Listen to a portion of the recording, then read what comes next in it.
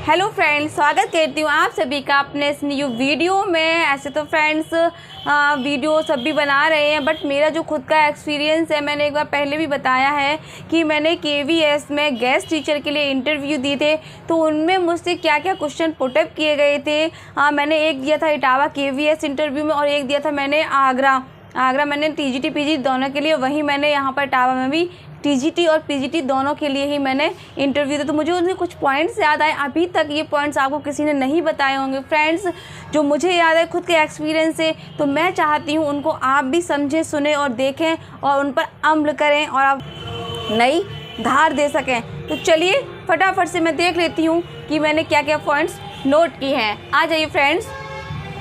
तो फ्रेंड्स, मैंने यहाँ पर देखिए इंटरव्यू में पूछे जाने वाले प्रश्न जो कि मैंने यहाँ पर लिख दिया है। KVS हिंदी PGT TGT और मैं दोनों ही हैं। तो यहाँ पर फर्स्ट ऑफ ऑल जो प्रश्न है वो मैं आपको दिखा रही हूँ।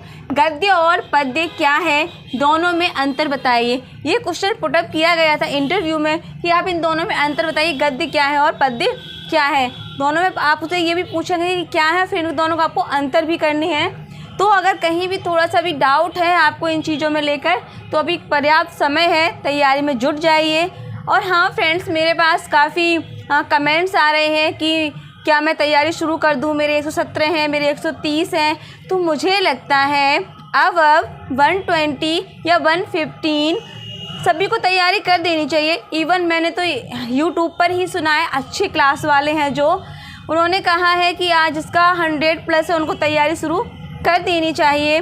तो आप सभी से मेरा विनम्र निवेदन है फ्रेंड्स कि आप तैयारी जारी रखिए। ईश्वर ने चाहा तो सब अच्छा होगा, ठीक है। तो तैयारी को जारी रखिए, इसमें मिलता है मौका बहुत अच्छा है। अदरवाइज वो तैयारी आपकी आगे काम आने वाली 100% है। तो तैयारी और नॉलेज कभी ख़राब नहीं जाती। तो आपसे विनती है ये मेरी कि आप लोग तैयारी को जारी रखें, ठीक है। तो चलिए देख लेते हैं। व्याकरण में TGT PGT क्या पूछ सकते हैं। कमेंट्स आ रहे हैं कि किस पद पर तैयारी करूं, मैं क्या करूं। तो मैं उनके लिए बता दूं कि व्याकरण में आप TGT PGT के लिए दोनों के लिए अलंकार अच्छे से तैयार कर लीजिए, ठीक है। संधि बहुत अच्छे से तैयार कर लीजिए, मोस्ट है। संधि तो ज़रूर आपसे पूछेंगे ही। और अलंकार संधि जो मैंने यहाँ टॉपिक लिखे हैं वो 100% महत्वपूर्ण है। तो अलंकार, संधि, रस, समास और छंद आदि। फ्रेंड्स, मैंने अलंकार पर, रस पर और आपका छंद पर अभी 3 वीडियो बनाए हैं। बचता है संधि और समास। मैं पूरी कोशिश करूंगी कि इन पर मैं आपको वीडियो प्रोवाइड करवा पाऊँ। एक्चुअली फ्रेंड्स है क्या कि मैं भी यहाँ पे CBSE बोर्ड जो कि केंद्रीय माध्यमिक विद्यालय मैनपुरी में ही, तो मैं वहाँ टीचिंग करती हूँ। तो समय जब मिलता है मुझे, शाम को 4 बजे के बाद ही समय मिल पाता है। तो जो भी मिलता है मैं अपनी भी तैयारी करती हूँ, साथ साथ आपको भी शेयर करती हूँ। तो अगला पॉइंट देख लेते हैं जो कि महत्वपूर्ण है।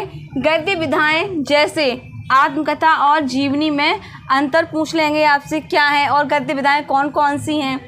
वहीं अपने शहर के कोई कवि यदि हैं तो उनकी जानकारी होनी चाहिए।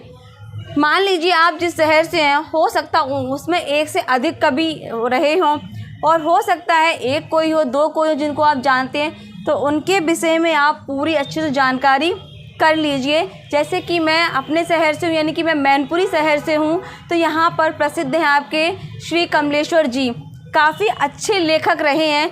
तो मैं तैयारी उस पर कर रही हूँ और देख रही हूँ क्या क्या पॉइंट्स बन सकते हैं। तो आप भी अपने यहाँ के जो महत्वपूर्ण कवि हैं उनको ज़रूर ध्यान में रख के चलिएगा।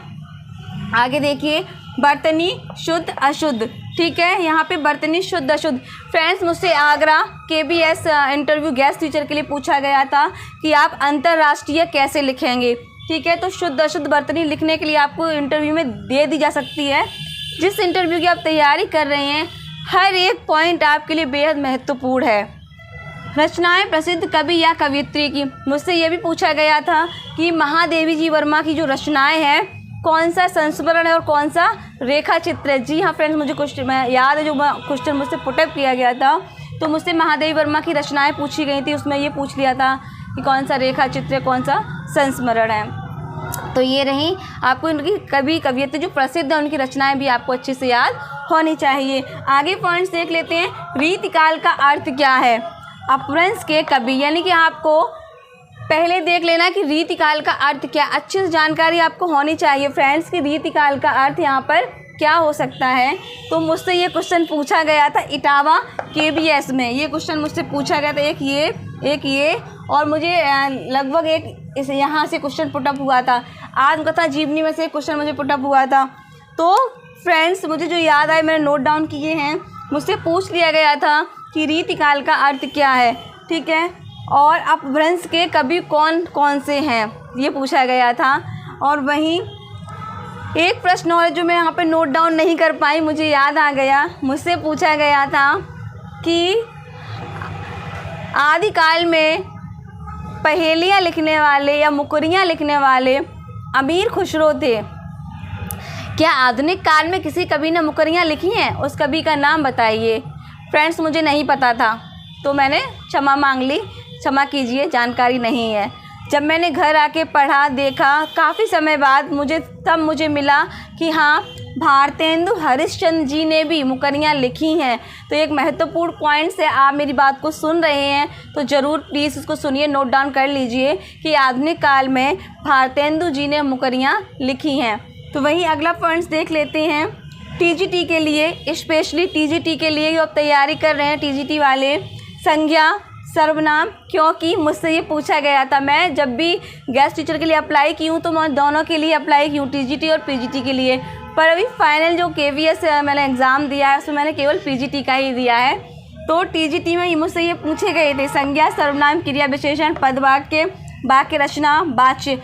ये TGT के लिए फ्रेंड्स बता दूं बेहद महत्वपूर्ण टॉपिक है। आप ये सोचें कि व्याकरण तो है नहीं, लेकिन आप ये TGT के लिए कभी टाल ही नहीं सकते। फ्रेंड्स ये आप लोग अच्छे से पढ़ लीजिए, संज्ञा सर्वनाम क्रिया विशेषण पद वाक्य वाक्य रचना आदि, ठीक है। उसके बाद हिंदी साहित्य पुरस्कार सभी जो वर्तमान में या जो पहले दिए जा चुके हैं, लगभग आपको इन सभी की जानकारी होनी चाहिए। हिंदी साहित्य पुरस्कार में किसको साहित्य अकादमी मिला, किसको व्यास सम्मान मिला, किसको बुकर सम्मान मिला। जैसा कि अभी हमारा गीतांजलि को रेत समाधि के लिए बुकर पुरस्कार से सम्मानित किया गया था, उनकी जानकारी होनी चाहिए। काफ़ी ऐसे साहित्य लेखक हैं जिनको चुना गया है, तो इनके विषय में आपको जानकारी होनी चाहिए। आगे देखिए फ्रेंड्स, खंड काव्य महाकाव्य में अंतर बताइए। खंड काव्य क्या है और महाकाव्य क्या है, इनमें आपको अंतर बताना पड़ सकता है, तो इनको भी अच्छे से पढ़कर चलिए। पद्य में सूरदास, पद बेहद महत्वपूर्ण टॉपिक, ठीक है, यहाँ पर ये बेहद महत्वपूर्ण टॉपिक है ये फ्रेंड्स पद्य जो है वो बेहद महत्वपूर्ण टॉपिक है।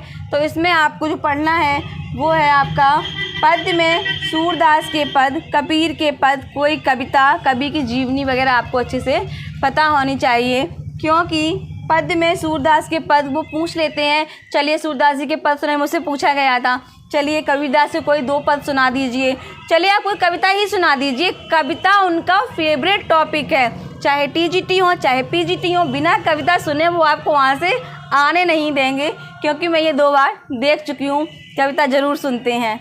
तो कविता आपको बहुत अच्छे से याद होनी चाहिए और उसको एक्सप्लेनेशन जिसको आप कर सकते भावार्थ वो भी आपको पता होना चाहिए। कवि का जीवन परिचय, जो अच्छे प्रसिद्ध कवि हैं तो आप लगभग 8-10 या 7-8 कवियों का जीवन परिचय अच्छे से याद कर लीजिए।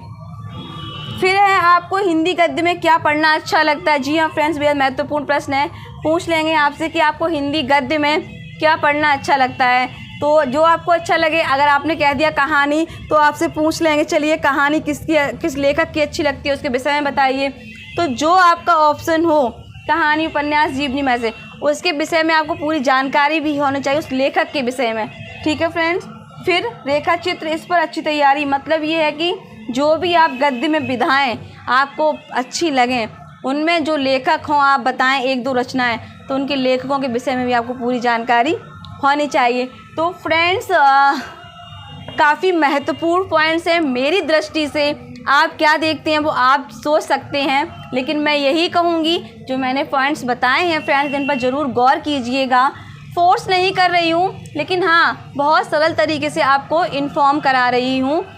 तो फ्रेंड्स ज़्यादा कुछ नहीं कहूँगी, बस यही कहूँगी कि जितना मेरा प्रयास था, जितनी मेरी कोशिश थी आपको समझाने के लिए, बताने के लिए, तो आप लोग देख लीजिए और कोशिश ज़रूर कीजिए। और जो भी आपको बेहतर लगे आप मुझे भी कमेंट कीजिए, मुझे बताइए कि क्या और बेहतर हो सकता है। गलतियाँ हो जाती हैं, उसके लिए मैं क्षमा प्रार्थी हूँ। जो भी छोटी मोटी गलतियाँ बीच में होती है तो उसके लिए आप क्षमा कर दीजिए। और प्लीज़ फ्रेंड्स, काफ़ी समय से देख रही हूँ वीडियो को, लाइक बहुत कम मिल रहे हैं। क्या इतना ख़राब वीडियो होता है हमारा? मैं भी तो प्रयास कर रही हूँ और पूरा दिन का समय निकालने के बाद स्पेशली समय निकालती हूँ कि थोड़ा सा समय क्यों ना आप लोगों के साथ दिया जाए। तो प्लीज़ वीडियो को आप लाइक करेंगे तो ही हम मोटिवेट होंगे। और एक महत्वपूर्ण बात ये है फ्रेंड्स कि आप अपने अंदर कॉन्फिडेंस की कमी बिल्कुल मत होने दीजिए। कॉन्फिडेंस बहुत ज़रूरी है। कॉन्फिडेंस तभी आएगा जब आप पॉजिटिव रहेंगे।